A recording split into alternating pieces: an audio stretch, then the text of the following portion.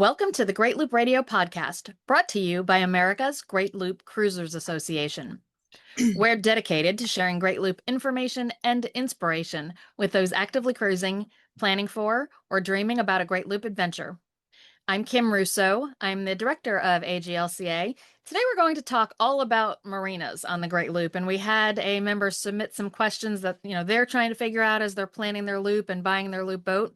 We're going to address those today. I think it was a great topic. If anybody out there does have topic ideas, we are always eager for that, so you can send those to info@greatloop.org and we'll see what we can put together. So my guest will be Karen Nettles. She is with the Homeport crew. She'll be helping me kind of walk through some of what we have found in our cruising when we are trying to select a marina. So we'll jump into that in just a moment. First, I do want to recognize and thank our Admiral sponsors who support AGLCA at the highest level. They are Kathy All. She is a certified financial planner with Edward Jones, Great Loop Yacht Sales, Passage Maker Trawler Fest, Skipper Bob Publications, and Waterway Guide Media. As always, we encourage our listeners and viewers to support these businesses that support the Great Loop. And with the sponsors appropriately recognized, I'd like to welcome Karen Nettles back to the podcast. Karen, thanks for being here today. Oh, always happy to be here and help you out. And it's a great help because it's I think more effective and easier on the listener if you ask me some questions instead of me just rattling off information for 30 minutes. So let's talk about marinas. Where should we start? Right. You said you had somebody that asked about that, so you put this podcast together. So why don't we start there? While you're on the loop, what should you look for in a marina? Yeah, and it's a great question, and I think it probably takes some time on the loop to start to realize how to quickly weed out the marinas that maybe are not for you and find the ones that are. But ultimately, it really comes down to your cruising style and what's important to you when you're selecting a marina. So sometimes there's going to be needs. Perhaps you need fuel, and it's easier, at least for us, to take on fuel at the marina we're going to be stopping at that night anyway. Or, if we're going to take on fuel in the morning. So if we need fuel, that's certainly a parameter. Other needs, if it's a time for laundry, we're going to look for a marina that has laundry. So that's kind of what I mean by needs. They're pretty much all going to have electric. That said, if you're deciding between a free town wall on the Erie Canal somewhere, as an example, or a nearby marina, the wall's not likely to have electric, the marina will. So, again, what do you need? What's important to you from that standpoint? Then it comes down to what do you want?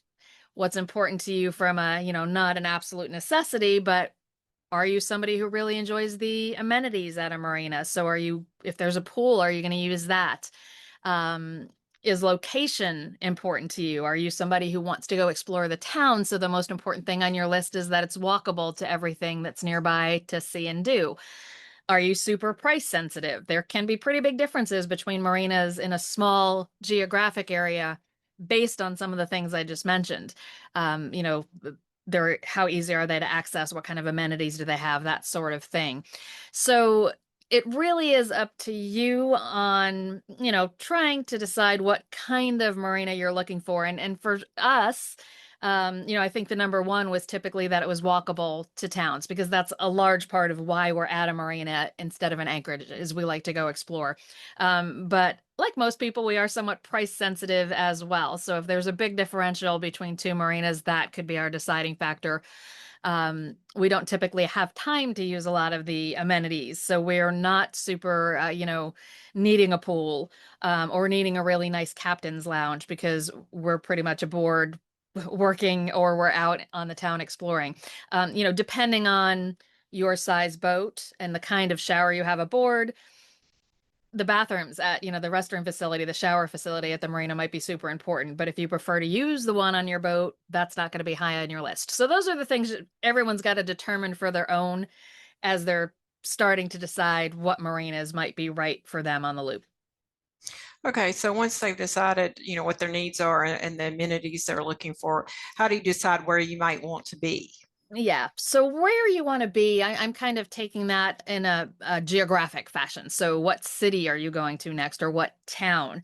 So deciding that is, it's part of your planning process. And a lot of people look through a lot of this before the loop and may have a plan in mind. But I'm talking about kind of the immediate where are we going next, even if we had a plan in mind.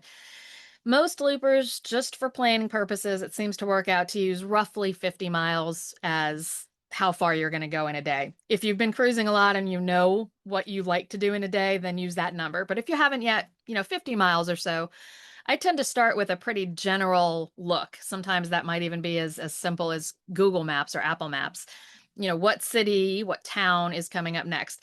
It's also great to ask the locals at the town you're in now. Where should we go next? What should we see next? Because, rule of thumb is an hour by car is about a day on the boat. So a lot of times the locals will know what's an hour north from them and what they like to visit. So that's a great way to focus in on that. A couple of other ideas, you can certainly look at the Great Loop interactive map. There's a version on our website, and there's also a version in our app. And that has markers for best of the loop, which are things submitted by our members. It's a little bit different than, maybe looking things up on Google Map because everything is close to a marina or easily accessible when you're arriving by boat. So there's best restaurants, best historic sites, best town, best cities. That is something you can certainly look at to try and decide where to go next. And then I mentioned talking to locals, but talking to other loopers, whether that's on the AGLCA Facebook page, on the AGLCA forum, using some of the itinerary examples that are out there on our website are all ways you can decide to want, where you want to be next. And then I guess the next step probably you're going to ask is about what marina then. Yeah. So what's your go-to resources for selecting where you'll tie up? Yeah. So once we kind of know in general where we're going, we start to look at how are we going to pick the marina for the night. The place we always start is the AGLCA interactive map. We stay at sponsor marinas wherever we can, and those are all listed on the interactive map. So we look geographically and say, there's our next sponsor marina. And if that works with our cruising plan, that kind of makes it super easy because these are marinas who cater to loopers. They want our business. But another place to check that can give you lots of information is your cruising guides. So Waterway Guide is usually my go-to. That can help me look at what's available at that different marinas in a specific town. So Waterway Guide will show me the fuel prices. If, as I said, if we have a need for fuel right then, we're going to try and pick a marina that has fuel. And again, pricing differences from one marina to the next, even in a small geographic area, can sometimes be a lot, particularly if you're taking on hundreds of gallons of fuel.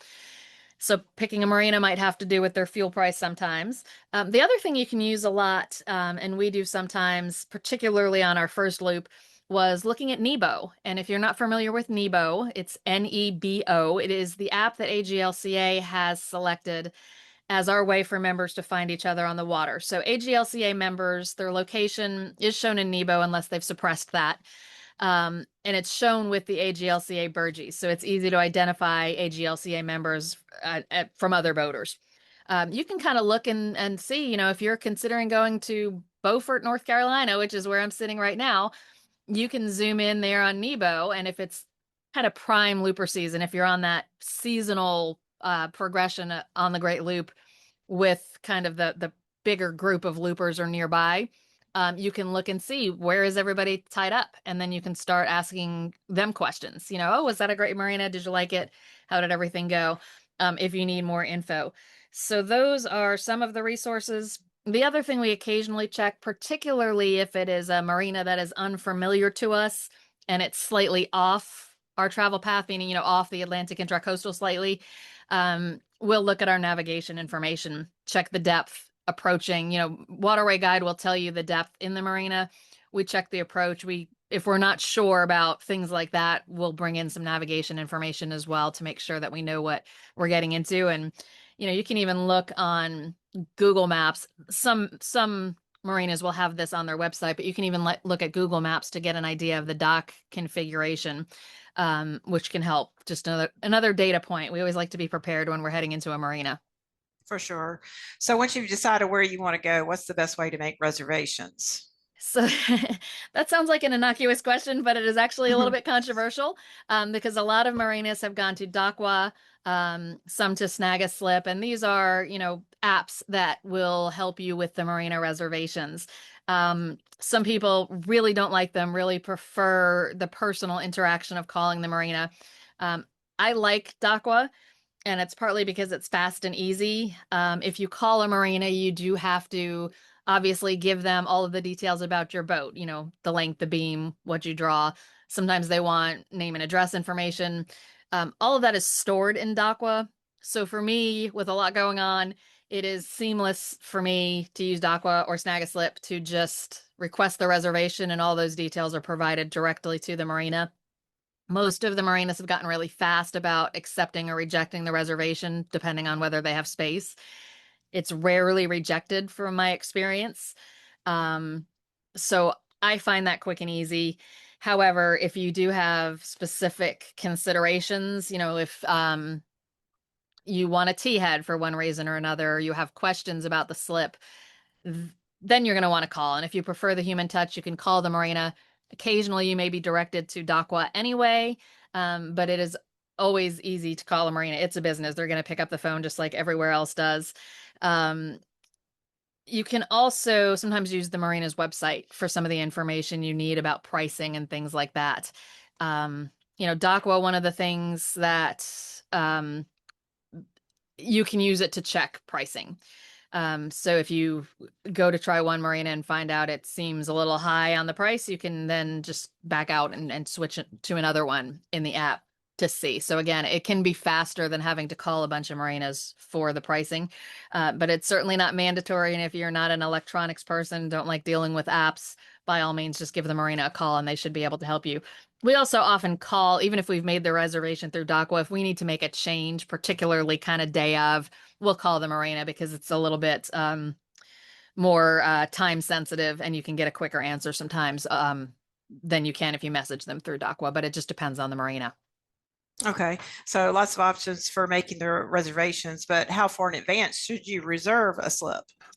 So for normal, I'll call it, daily cruising on the Great Loop, you typically don't have to make a reservation very far in advance. On our Great Loop, we probably did it 2 or 3 days in advance.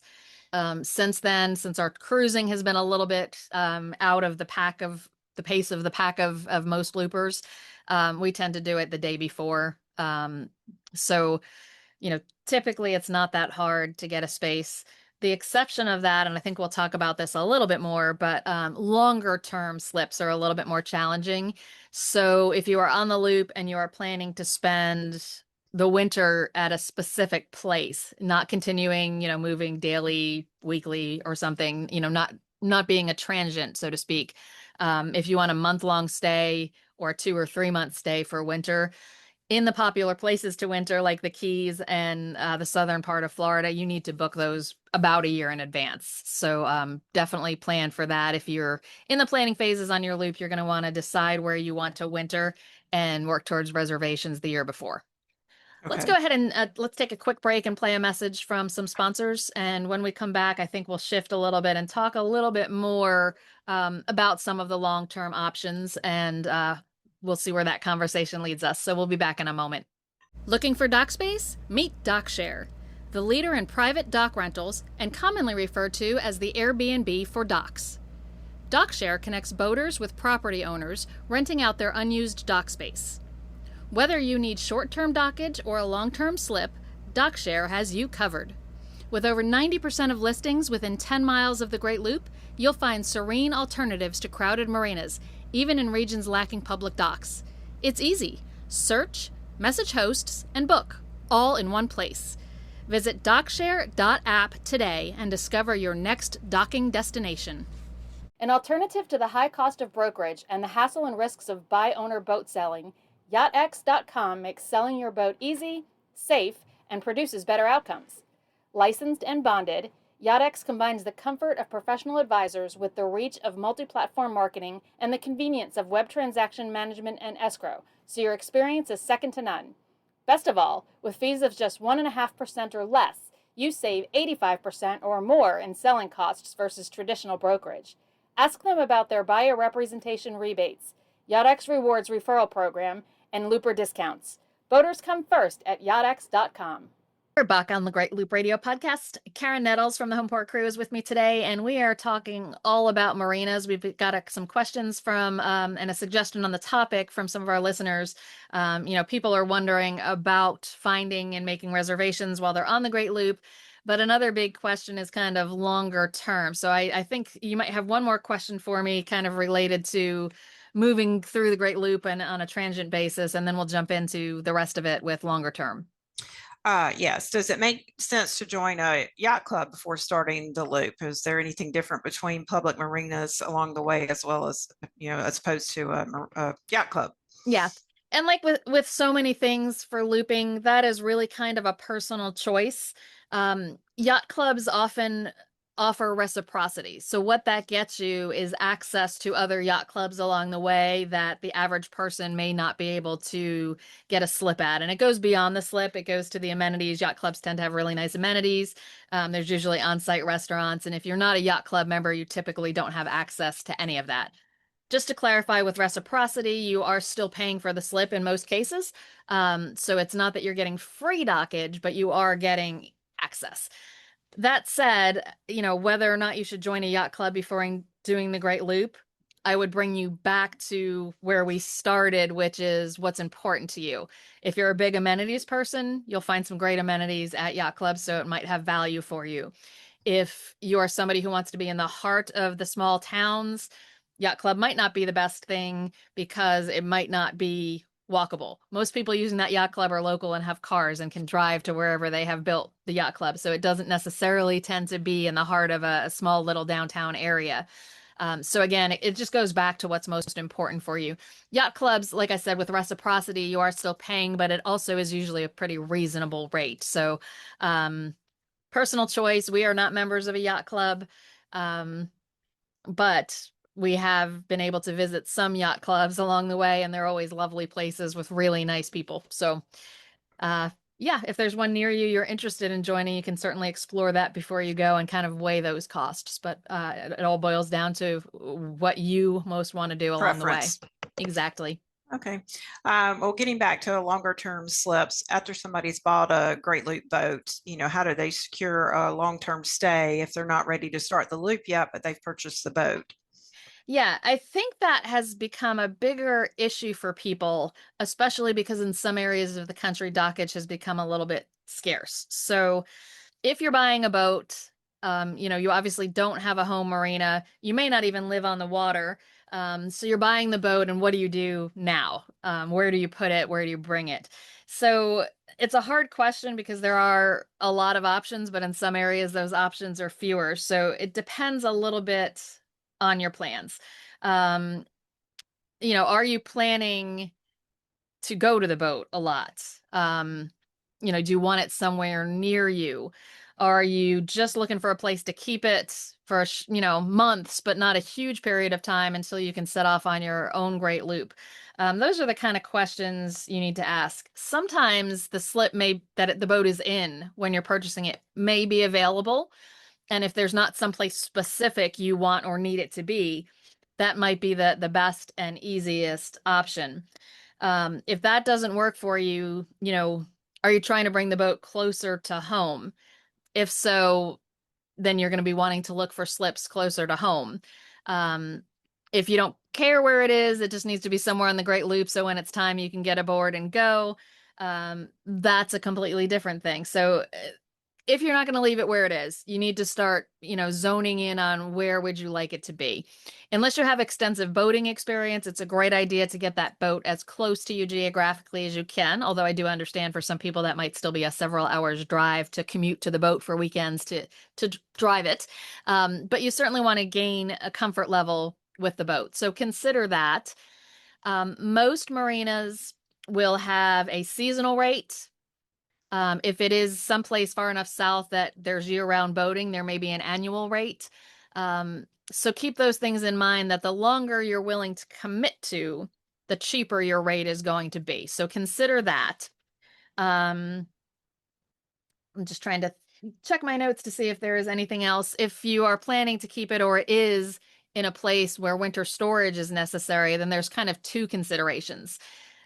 You need to find winter storage. And then in the summer months, do you want to leave it in storage until you're ready for leaving the loop, or do you want to put it in the water so you can use it?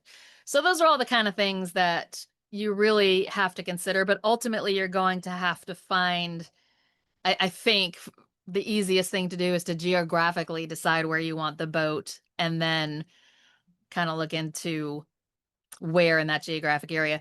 You know, a lot of it is supply and demand. South Florida has been hit by a lot of storms in recent years, so that has affected it.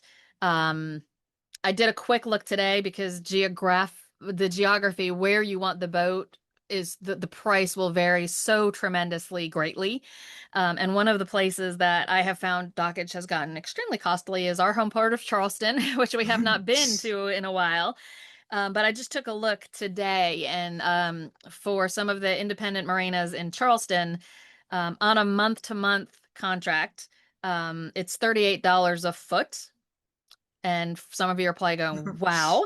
And then it is in another $250 a month for 50 amp power, which is more than my house in Charleston uses in power. So um, what does that mean for a 45-foot looper boat? Now, the average is 40 to 41. Ours is a 410, which implies that it is 41. It is actually 46 length overall. So I estimated a little bit on the high side. The other thing is they are going to charge you the greater, in this case, the greater of the boat's length overall, or the slip length. So if at 46 feet they have to put us in a 50-foot slip, we would pay for 50 feet. All of that means you're going to be paying about $2,000 a month for dockage in Charleston if you want to, quote unquote, kind of long term leave it there. That's on a month to month basis. It does go down if you are willing. Some of them have a semi annual, some of them don't. Most of them have an annual rate. And I think the annual at this particular marina was more like $23 a foot versus the 38. So again, the longer you can commit to leaving it somewhere in these pricier areas, the better off you're going to be. That said, I also looked in some of the more economical places on the loop, which is traditionally the inland rivers. And I looked at one of our sponsor marinas, Columbus Marina. And for the same size, looper size boat, the dockage is $325 a month and the electric is 60. So you're Big looking at difference. all in about $400 a month versus 2000. So huge differential on the pricing. That said, there are a lot more boats on the East Coast. So if you're buying a boat for the loop, you find it somewhere near Charleston, there's a pretty big time and expense involved in moving it to the inland rivers for that cost savings. So lots to weigh there. Um, I just kind of wanted to give you an idea that where you are is going to make a huge difference in this. If you're going to store it for 6 months in Charleston, and pay roughly $12,000, you'll probably pay that for fuel and your own time or a delivery captain to get it to the inland rivers and store it there instead. So you've got to figure those things out. Some of it will be based on availability as well. The marinas in Charleston are all in this range. And last time we were going to Charleston for a little while and we're looking for a monthly slip, a lot of them did not have space. So that's also becoming a bigger issue. And you just referenced that. What about larger loop size boats, or slips readily available, or long-term slips elsewhere, or it is scarce Yes, everywhere, so or just certain locations? definitely location dependent. Um, as I said earlier, South Florida is a problem. Most of the dockage in the Fort Myers area was destroyed by Hurricane Ian 3 years ago. Um, Further south, there is a lot of dockage in the Keys, but here's kind of the catch, so to speak. A lot of the boats that survived Hurricane Ian moved to the Keys or moved to Florida's East Coast for dockage. So there's all of them there. The East Coast and the West Coast of Florida were hit by some storms last year and had some damage. So some of them are a little bit out of commission. And then you add to that several of the big areas in Florida, Miami in particular, is the Biscayne Bay area is starting to implement some new laws that only allow boats to stay at anchor for 30 days. That's plenty of time for loopers, but if people were storing their boat on anchor and are now looking for a slip, that's going to fill up the slips even more. And add to that the Bahamas has greatly increased the fees for visiting the Bahamas by boat. So some of those boats that typically would go to the Bahamas are looking for dockage in South Florida. So places like that, it has become really challenging. And that is why I suggested if you're buying a boat and its current slip is a possibility for you to keep it there, that might be a great option. Um, Once you get outside of the big popular towns, it gets much easier. Like I said, most of the dockage in Charleston was full when we were looking, but there were spaces in Georgetown, there were spaces in Myrtle Beach. In Florida, we have had no problems at all finding dockage further up along the East Coast. So it's there. It just might not be ideal. Um, our forum is, again, I keep kind of plugging that, but it is a great place to ask for recent local knowledge. So if you just bought a boat in Jacksonville and you're wondering where to keep it, post that and, ask the question, and you'll find people who are local to Jacksonville or have taken their boat to Jacksonville and might have some suggestions. Um, you know, During hurricane season, it's probably not that hard to find dockage in Florida. A lot of insurance companies will push you up into Georgia and South Carolina, and that's another reason that, dockage is in the winter, I'm sorry, in the summer during hurricane season might be harder to find in some of those places because a lot of the Florida boats have moved north. So there are slips to be had. They just might not necessarily be in the places that you want, or and it might not be as easy to get the boat to as you would like it to be. And this part of the discussion, again, this is all surrounding long-term storage. Even the marinas in South Florida, um, are not dealing with hurricane damage. They typically have some slips that they do save for transients. So you should still be able to move through there without much of an issue. Okay. And speaking of long-term slips and so forth, if you find a boat in an area that's far from your ideal location, how do you secure marina space until you can get the boat moved? Yeah. So in a place where, and again, it all comes down to supply and demand. In a place where there's not a huge demand for slips and there's lots of empty slips, they'll probably take a reservation for the month that you intend to get there. So we're sitting here in October. If you think you'll get the boat there by December 1st, they'll typically take a reservation that starts in December and let you go on from there. More popular places, though, if they have an opening, you may have to, sign the contract and start paying for the slip before you get the boat there. And that's just part of, how much do you want to be in that high demand area. We've had a couple even along the rivers where that were pretty full, um, and kind of wouldn't take a reservation for a slip. So it was kind of luck of the draw if they had one when you got there. That can be a little disconcerting because what if they don't? If Right. you take the time to bring the boat there.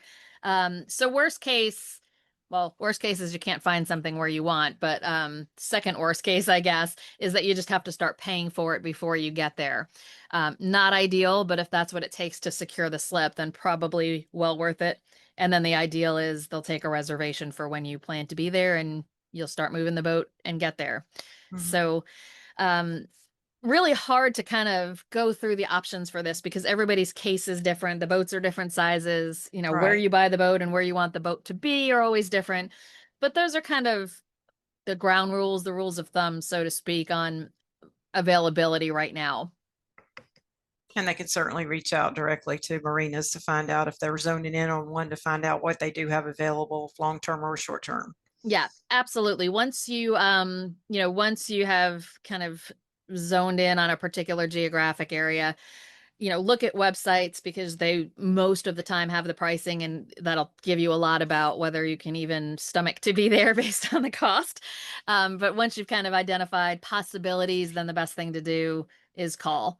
Um, if it's someplace, as I said, if it's going to be need to be stored on the hard, that can be a little challenging, and that often has to be done in advance. So if you're buying a boat that's in those northern climates on the Great Loop, you may even see if there's a storage contract in place that you can take over.